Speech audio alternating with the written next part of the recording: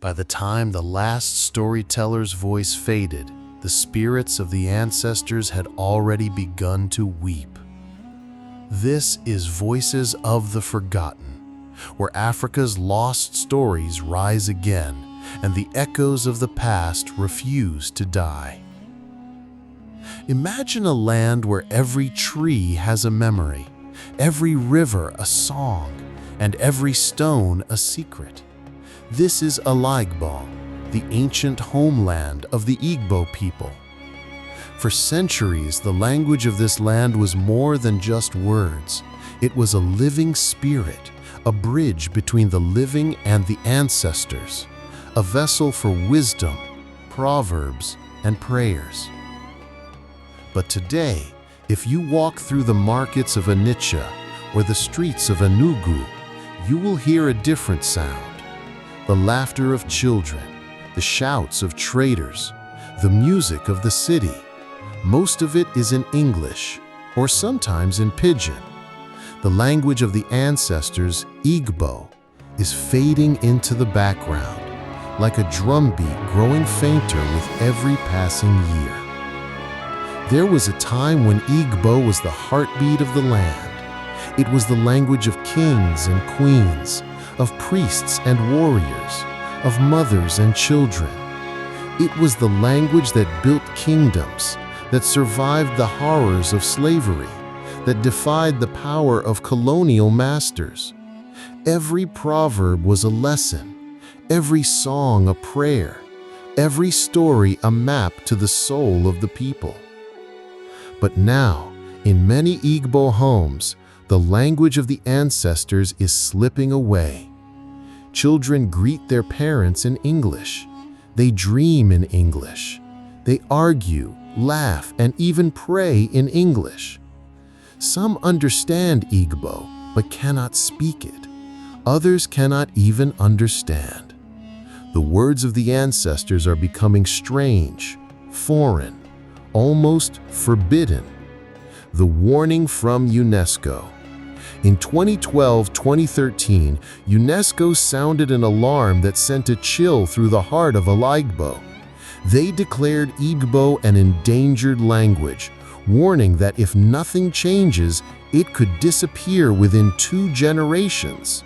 Imagine that, a language spoken by over 30 million people, a language with thousands of years of history, at risk of vanishing from the earth. How did it come to this? How did a language so rich, so powerful, so deeply woven into the fabric of a people begin to die? The answer is not simple. It is a story of war, of pain, of survival, and choices made in the shadow of fear. After the Biafran War, a conflict that tore through the heart of Igbo land and claimed the lives of nearly 1 million people, the world changed for the Igbo. The land was scarred, families were broken, and the people were left to pick up the pieces. In the aftermath, a new kind of silence fell over the land. English became the language of survival, the language of opportunity, the language of hope. Parents, desperate for their children to succeed in a world that seemed to have turned against them, began to speak English at home. They believed that English would open doors, that it would protect their children from the pain they had suffered. Igbo became the language of the old, the poor, the forgotten. And so in living rooms and kitchens across Igbo, the language of the ancestors began to fade. Children grew up hearing Igbo only in whispers, in scoldings, in the background of their lives. They learned to be ashamed of it, to hide it, to forget it. But the loss of a language is more than just the loss of words. It is the loss of a way of seeing the world, of understanding the mysteries of life and death, of connecting with the spirits of the land. In Igbo belief, language is power. It is the key to the world of the ancestors, the bridge between the living and the dead. When the language dies, the connection is broken. The spirits grow restless. The land grows silent. There are elders who say that every time an Igbo word is forgotten, a star in the sky goes dark. They say that the gods grow restless, that the land itself mourns the loss of its voice. Whether you believe in spirits or not, there is a truth in this. When a language dies, a world dies with it. Today, the struggle is everywhere. In the cities, Igbo children speak English at school, at home, even in the playground. Some have never set foot in their ancestral villages. Some do not know the road to their village or the names of their ancestors. Some have not visited their village in 15 years or more. The connection to the land, to the people, to the language is growing weaker with every passing day. It is not just the children. Parents, too, have played a role.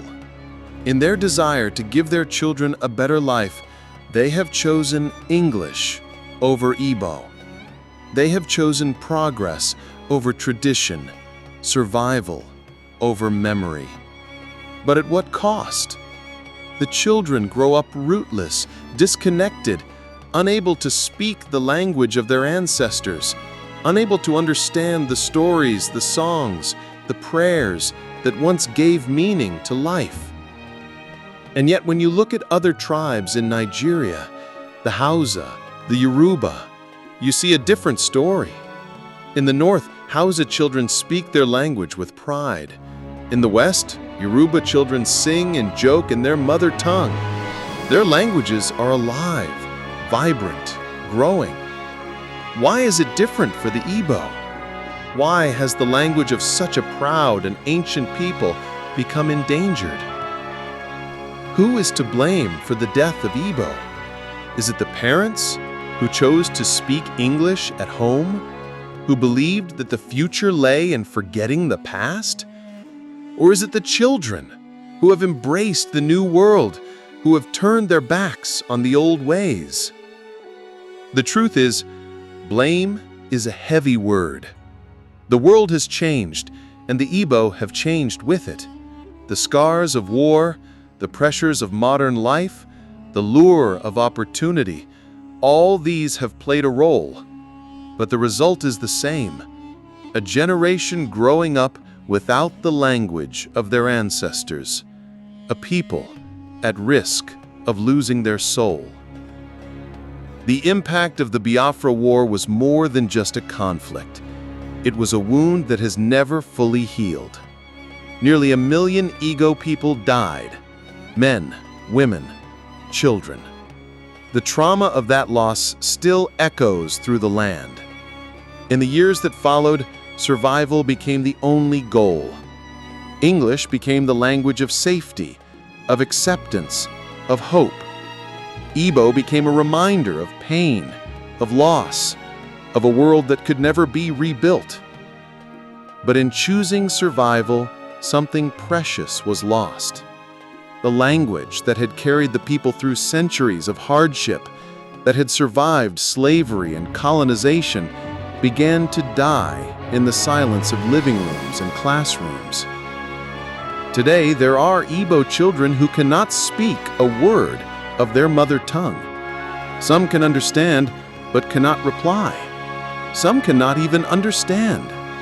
There are sons who do not know the road to their village, who have never met their grandparents, who cannot recite the names of their ancestors. The connection to the land, to the people, to the language, is breaking. This is why UNESCO sees the Igbo language as endangered. It is not just about numbers. It is about the living connection between a people and their past, between the living and the dead, between the land and the spirit. When that connection is broken, the language is in danger. The people are in danger. What does it mean to be Igbo if you cannot speak the language? What does it mean to belong to a people if you cannot understand their stories, their songs, their prayers. These are the questions that haunt the land today. For many young Igbo, the answer is unclear.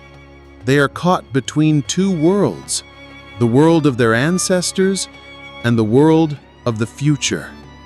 They are searching for a way to belong, a way to remember, a way to speak. Every year, fewer children learn the old songs. Every year, the language grows weaker, the spirits grow restless, the elders shake their heads, watching as the world they knew slips away. The masquerades still dance, but fewer children join. The songs are sung in English, the old drummers sigh, their hands heavy with sorrow. But not all hope is lost. Across Alagbo, a new generation is rising.